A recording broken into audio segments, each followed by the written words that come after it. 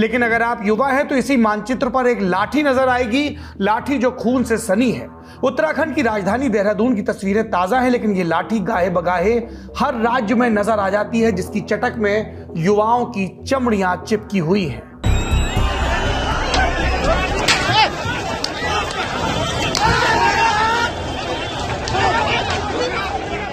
कर ली होगी हिंदुस्तान ने बहुत तरक्की, तकनीक भी हमारी दुनिया भर में तारी है, लेकिन एक अदद भर्ती परीक्षा आज भी बिना लीक के देश के किसी राज्य में जैसे हो ही नहीं पाती। और फिर इन युवाओं को इनका आत्मसम्मान कचोटता है और ये मान सम्मान वालों से पूछते हैं, हमारा हक कहां है। नमस्ते, मेरा नाम सौरभ द्विवेदी है। आप लल्लन टॉप शो देखना शुरू कर चुके हैं। शो में आज विस्तार से बात होगी उन नौजवानों के बारे में जो मानचित्र में हर राज्य में पाए जाते हैं और जो ये सवाल पूछ रहे हैं कि हमारी सरकारें भर्तियां ठीक से क्यों नहीं कर पाती। आज के शो में हम उत्तराखंड समेत देश भर के तमाम राज्यों में अनवरत प्रक्रिया के तहत जारी पेपर लीक्स के बारे में बात करेंगे। लल्लन टॉप की टीम देहरादून में युवाओं के बीच पहुंची। इसके अलावा हमने सुबह ही सोशल मीडिया के अपने सभी प्लेटफॉर्म पर युवाओं से उनके राज्यों में हुई भर्ती धांधली को बताने को कहा।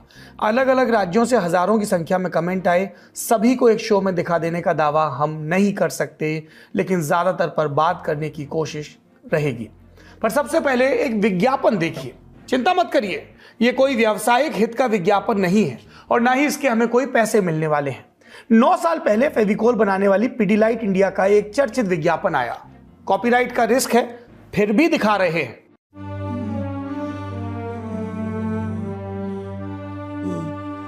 बाबा ये क्या है बाबा? बाबा इतना तो टैक्सी में आने जाने का भाड़ा लग जाता है बाबा। एक और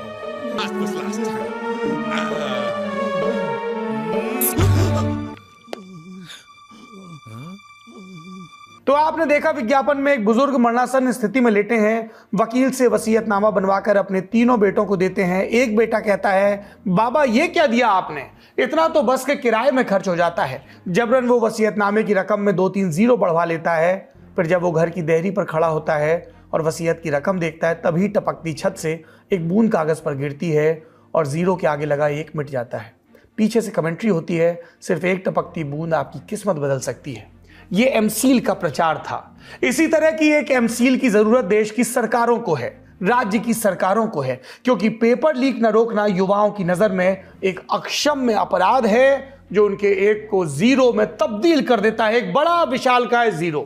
ये सिस्टम का नल बार बार चूहे जा रहा है। इसको रोकने के लिए कोई तो एमसील होगी, या तो उसको खोज लीजिए या फिर सरकारें ये मुनादी करा दें कि हम नौकरी नहीं दे सकते, खुद मुख्तार बन जाइए। ये क्या बात हुई कि युवाओं पर बेरहमी से लाठी चला दी जाए और फिर कहा जाए बाहरी तत्व आ गए थे, ये हो गया था, वो हो गया था। ये बाहरी तत्व कहां से आए थे? विदेश से आ गए थे क्या? और ये तत्व जब आए तब सरकारें क्या कर रही थी? प्रधानमंत्री नरेंद्र मोदी ने एक बार उत्तराखंड की चुनावी रैली में कहा था, पहाड़ का पानी और जवानी पहाड़ के काम आनी चाहिए। और क्या बढ़िया काम आ रहा है। पहाड़ पर उगने वाले देवदार से बनी लाठियों की मजबूती इनकी पीठ से की जा रही है चेक। देहरादून में सैकड़ों की संख्या में छात्र छात्राएं इकट्ठे होते हैं। वजह पेपर लीक, भर्ती समय से न होना। कौन सी भर्ती लीक? नोट करना शुरू करिए। 2021 उत्तराखंड एसएसएससी की 13 विभागों में 916 पदों के लिए हुई परीक्षा में पेपर लीक हुआ। 2022 770 पदों के लिए 5 भर्ती परीक्षाएं धांधली के बाद रद्द।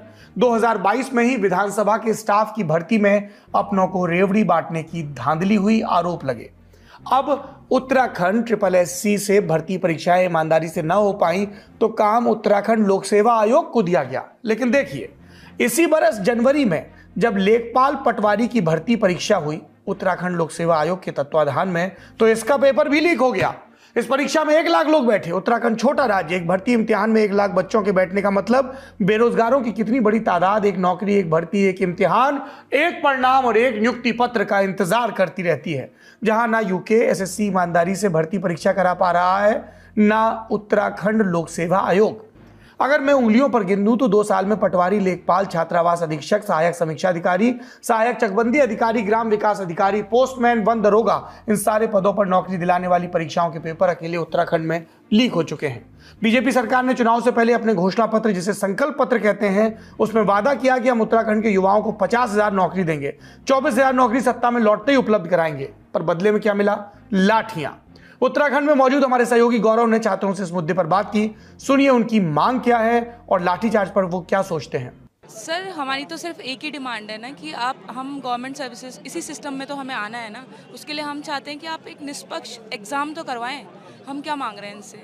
हम अपना प्री देते हैं, किसी भी, अगर हम पीसीएस जैसे एग्ज़ाम की बात करें, हम प्री देते हैं, मेंस देते हैं, इंटरव्यू देते हैं और उसके बाद हम 1.5 साल तक वेट करते हैं और हम आउट हो जाते हैं सिर्फ इस वजह से क्योंकि सिस्टम में वो बच्चा पहुँच चुका है जो पैसे दे के पहुँच चुका है। तो मतलब हमारा कंसर्न तो बहुत जेन्युइन है ना, क्योंकि उत्तराखंड में वैसे भी भर्तियां कितने साल में आती हैं? 5 साल में। कितने साल में आती है? ये पीसीएस जो आया है ये 5 साल में आया है, इसको होते होते 7 साल लग जाएंगे और रिजल्ट आते आते 10 साल लग जाएंगे। अच्छा, ये 2022 का या 2021 का? सर 2021 का। 2021 का ये नोटिफिकेशन है। 2 साल बीत चुके हैं। 2022 का था ना, 2022 में नोटिफिकेशन आया था ये। अच्छा, 2022 में अप्रैल में एग्जाम हुआ था, मई में इसका रिजल्ट आ गया था। फिर यहाँ उत्तराखंड में वुमेन रिजर्वेशन 30% की वजह से ये एक्सटेंड होता रहा। पहले कमीशन से आता है, अगस्त में आता है, फिर सितंबर में आता है कि अगस्त में होगा, सितंबर में होगा, नवंबर में होगा। हम जो यूथ है ना वो फेडअप हो चुका है क्योंकि हम ना 5 साल इसी कमीशन के एग्ज़ाम्स के लिए तैयारी नहीं करते। यहाँ जब 5 साल में रोजगार आता है तो हमें सेंटर के भी एग्ज़ाम देने होते हैं, हमारे वहाँ भी एग्ज़ाम क्लैश हो जाते हैं, हमें कॉम्प्रोमाइज़ करना पड़ता है। अगर हम पीसीएस जैसे प्रेस्टीजियस सर्विसेज के लिए प्रिपरेशन कर रहे हैं, टाइम दे रहे हैं, तो ये तो फेयर होना चाहिए ना। हमारा कंसर्न ऐसा नहीं था कि हमें पहले से सीबीआई चाहिए थी। जब 8 तारीख को हमारा पटवारी पेपर हुआ और 12 तारीख को पता चला कि वो लीक हो गया। लीक में आया कि आयोग के ही संजीव चतुर्वेदी ने वो लीक करवाया। अब हमारा कंसर्न तो जेन्युइन है ना कि जिस संजीव चतुर्वेदी के सिग्नेचर हम शामिल थे, उन्होंने माहौल खराब करने की कोशिश की। तो कमाल देखिए, जो पुलिस पेपर लीक माफिया को समय से पकड़ नहीं पाती, वो एक झटके में आंखों में स्कैनर लगाकर ऐलान कर देती है कि बेरोजगार कम थे, असामाजिक तत्व ज्यादा। लड़कियों को भी लाठियां लगी, क्या वो भी असामाजिक तत्व थी? युवाओं पर पथराव का आरोप है, उनमें गिरफ्तारियां भी हुई। प्रदर्शन में हम हिंसा के साथ कभी खड़े नहीं हो सकते, कानून अपना काम करे, लेकिन युवाओं के मुद्दों और मांगों से छल नहीं होना चाहिए। दुखद किंतु सत्य, ये छल हर राज्य में हो रहा है। हमें समझ नहीं आता किस राज्य का नाम लें और किसका छोड़ दें। उत्तराखंड के अलावा यूपी, बिहार, झारखंड, एमपी, राजस्थान, छत्तीसगढ़, गुजरात, हिमाचल, अरुणाचल, हर राज्य में भर्ती परीक्षाएं लीक हुई।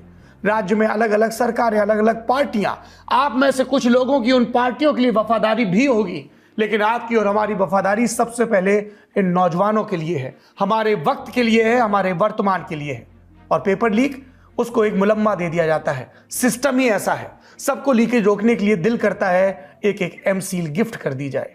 आप कहेंगे इस ब्रांड का प्रचार कर रहे हैं, हम सिस्टम की खामियों का प्रचार कर रहे हैं और बहुत तकलीफ के साथ कर रहे हैं।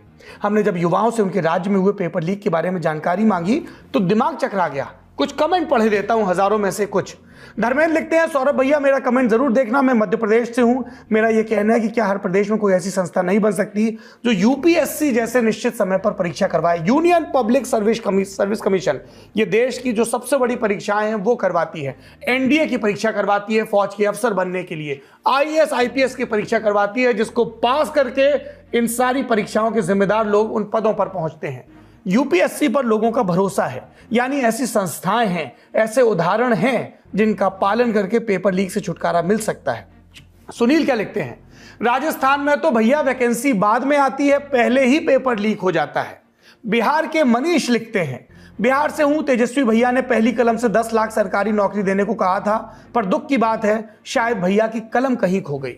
आलोक लिखते हैं, उत्तर प्रदेश में पेपर लीक नहीं होते, यहां नीचे से पेंदी ही काट दी जाती है ताकि बाहर से सब कुछ पारदर्शी लगे।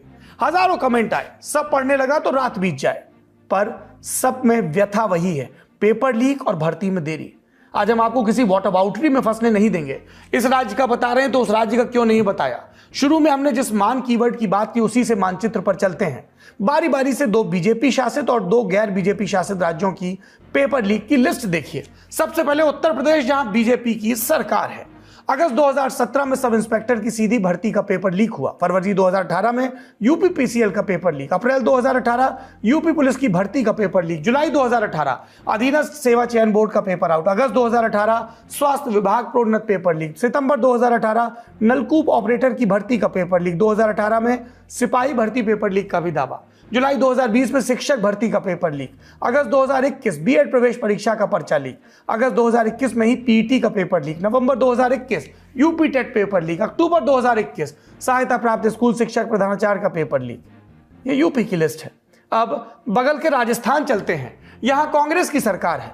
जुलाई 2014 में आरएएस भर्ती पेपर लीक होने से रद्द हुई थी। उसके बाद दिसंबर 2015 में एलडीसी भर्ती का पेपर लीक हुआ, परीक्षा रद्द हुई। फिर मार्च 2018 आया, अभी तक वसुंधरा सरकार चल रही है। कांस्टेबल भर्ती की पेपर लीक हुआ, पेपर रद्द हुआ। अब आ गई गहलोत सरकार। 2019 में पटवारी भर्ती को रद्द करना पड़ा। फिर दिसंबर 2019 में लाइब्रेरियन परीक्षा का पेपर लीक हुआ। दिसंबर 2020 जूनियर इंजीनियर भर्ती परीक्षा का पेपर लीक। 2021 सब इंस्पेक्टर और रीट भर्ती में पेपर लीक का आरोप। अब गुजरात चलते हैं। आप कहेंगे गुजरात भी, जी यहां भी खूब पेपर लीक हुए, जहां लंबे समय से बीजेपी की सत्ता है। 2014 जीपीएससी चीफ ऑफिसर का पेपर लीक होता है। 2015 तलाटी का पेपर लीक होता है। तलाटी कहते हैं गुजराती में पटवारी को। 2016 जिला पंचायत के तलाटी पेपर लीक। फिर 2018 टीएटी शिक्षा विभाग का पेपर लीक। 2018 में ही मुख्य सेविका का पेपर लीक। इसी बरस एलआरडी लोक सेवक दल का पेपर लीक। अगला बरस 2019 गैर सचिवालय क्लर्क का पेपर लीक। 2021 हेड क्लर्क का पेपर लीक। इसी साल डीजीवीसीएल का पेपर लीक। इसी साल सब ऑडिटर का भी पेपर लीक। 2021 अब आता है 2022 चुनावी बरस, वन रक्षक भर्ती का पेपर लीक। और 2023 का बरस शुरू हुआ तो Gujarat panchayat service selection board की जूनियर क्लर्क की भर्ती का भी पेपर लीक हो गया।